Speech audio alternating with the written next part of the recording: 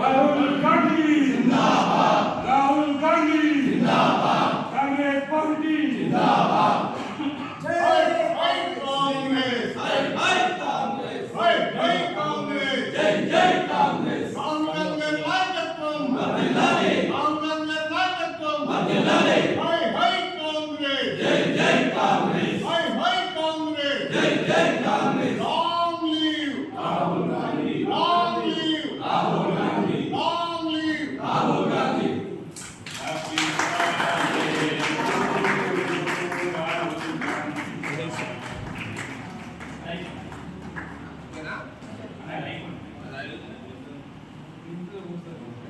రాహుల్ గాంధీ గారి నాయకత్వం వర్ధిల్లాలి, రాహుల్ గాంధీ గారి నాయకత్వం వర్ధిల్లాలి। కాంగ్రెస్ పార్టీ జిందాబాద్, కాంగ్రెస్ పార్టీ జిందాబాద్। హై హై కాంగ్రెస్, జై కాంగ్రెస్, హై కాంగ్రెస్, జై కాంగ్రెస్।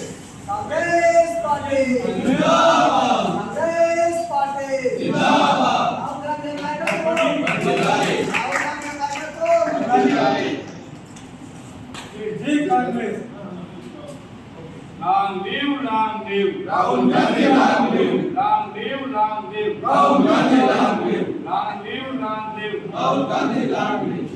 రాహుల్ గాంధీ జిందాబాద్, రాహుల్ గాంధీ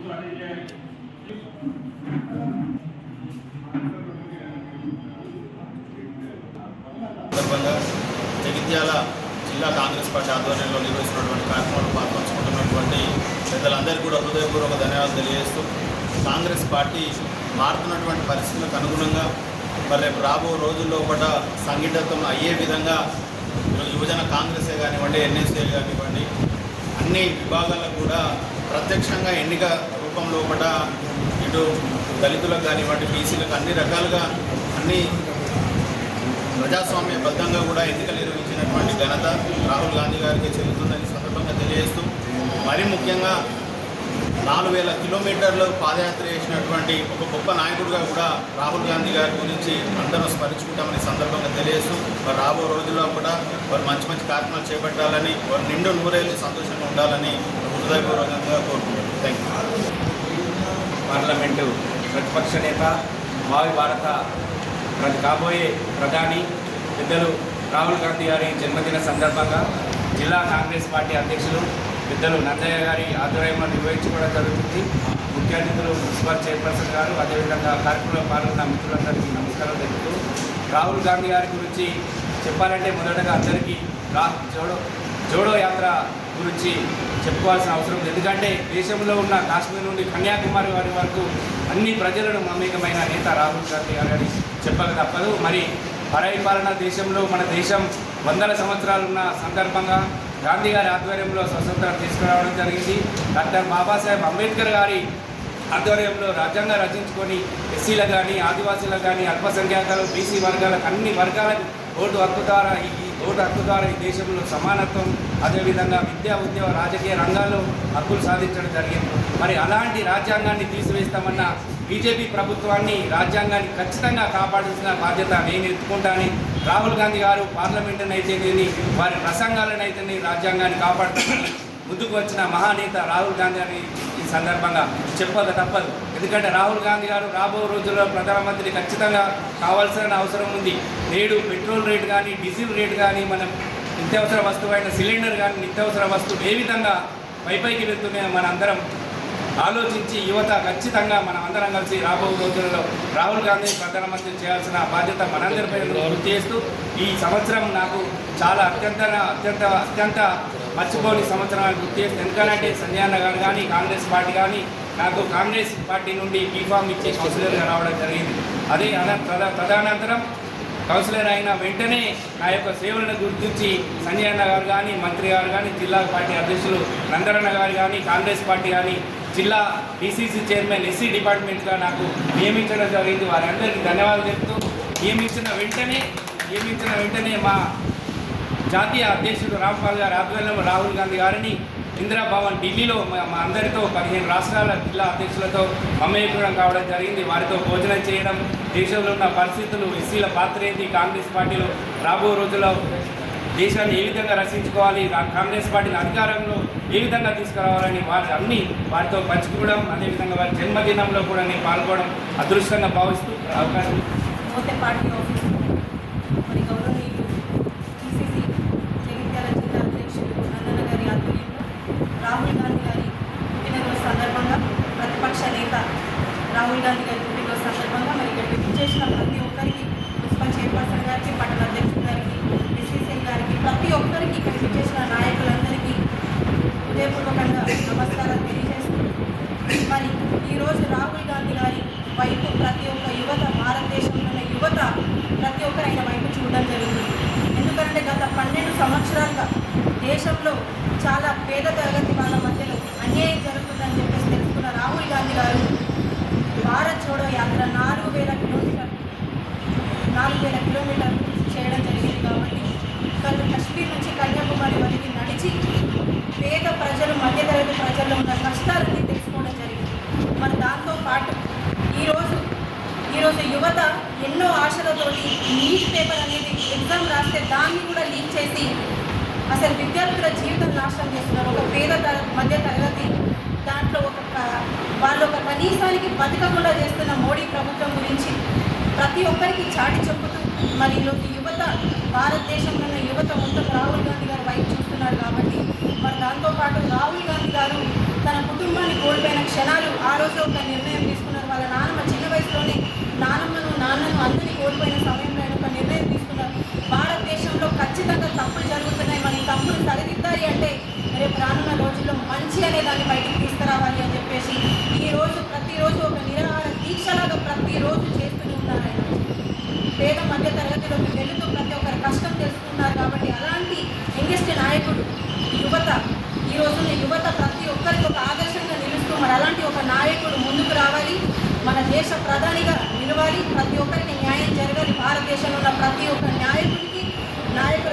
నాయకుడు ఈరోజు భారతదేశంలో యువతకు ప్రతి ఒక్కరికి న్యాయం జరగాలని చెప్పేసి ముందుకు తీసుకెళ్లడంలో ఏ ఒక్క రోజు కూడా ఆయన వెనకాడలేదు. సో దాంతోపాటు మరి రానున్న రోజుల్లో ఖచ్చితంగా ఆయన లోక్సభ నాయకుడే కాకుండా అభియంగా కూడా ముందరికి రావాలని చెప్పేసి ఈ సందర్భంగా నేను తెలియజేస్తూ మరి అవకాశం ఇచ్చిన నందన గారికి, ఇక్కడ విచ్చేసిన ప్రతి ఒక్కరికి హృదయపూర్వకంగా ధన్యవాదాలు. జాతీయ పార్టీ కాంగ్రెస్ పార్టీ అగ్రనేత లోక్సభ ప్రతిపక్ష నాయకులు రాహుల్ గాంధీ గారి జన్మదినం సందర్భంగా వారికి జన్మదిన శుభాకాంక్షలు తెలియజేసుకుంటూ లోక్సభలో మరియు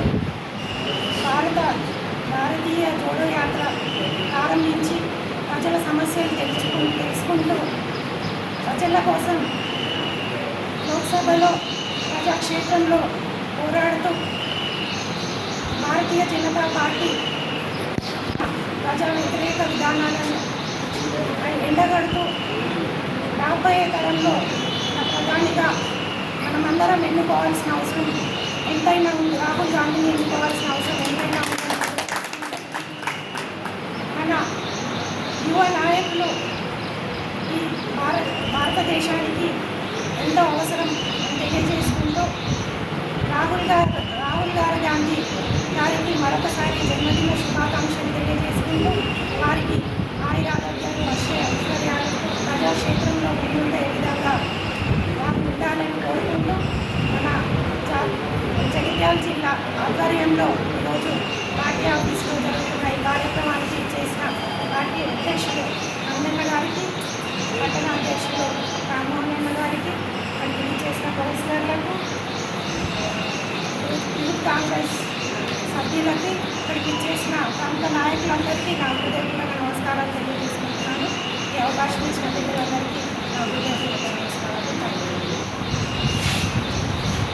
56వ జన్మదినాన్ని పురస్కరించుకొని కాంగ్రెస్ పార్టీలో జరుపుకుంటున్నటువంటి జన్మదిన కార్యక్రమాన్ని వచ్చేసినటువంటి వృత్తి జన్మదినాన్ని పురస్కరించుకొని కార్యక్రమం జరిగే దానికి అధ్యక్షత వహించిన పట్టణ కాంగ్రెస్ అధ్యక్షులు పెద్దలు కొత్త మోహన్ అన్న గారికి, అట్లాగే మున్సిపల్ చైర్పర్సన్ అయిన సోదరి వాణి శ్రీనివాస్ గారికి, అట్లాగే పిసిసి ఆర్గనైజ్ సెక్రటరీ సోదరుడు బండ శంకర్ గారికి, అట్లాగే సోదరి మాజీ మున్సిపల్ చైర్పర్సన్ అడవాల జ్యోతి లక్ష్మణ్ గారికి, ఎన్ఎస్యుఐ సోదరులకు, యూత్ కాంగ్రెస్ సోదరులకు, మరియు ఏదైతే కాంగ్రెస్ సేవాదల్ జనరల్ సెక్రటరీ రాష్ట్ర జనరల్ సోదరుడు ముఖేష్ ఖన్నా గారికి, మరియు మైనార్టీ జిల్లా అధ్యక్షుడు సోదరుడు మన్సూర్ భాయ్ గారికి,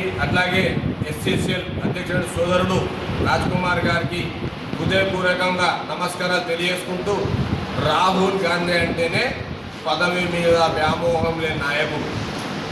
2004లోనే కాంగ్రెస్ అధిష్టాన నిర్ణయం మేరకు వారిని ప్రధానమంత్రి చేసే అవకాశం ఉన్నప్పటికీ కూడా